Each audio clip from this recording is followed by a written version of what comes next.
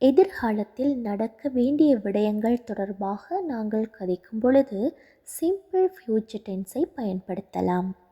Positive form செய்வார், செய்வேன், செய்யும். She will read books. அவள் புத்தகங்கள் வாசிப்பாள். Positive question form will she read books?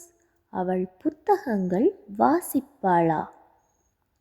will she read books? அவள் புத்தகங்கள் வாசிப்பாளா? மூன்றாவது நெகட்டிவ் ஃபார்ம் செய்ய மாட்டார். She will not read books.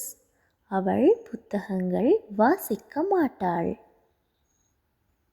Negative question form will she not read books? Won't she read books? will she not read books? அவள் புத்தகங்கள் வாசிக்க மாட்டாளா என்பதனை இவ்வாறு கேட்கலாம்.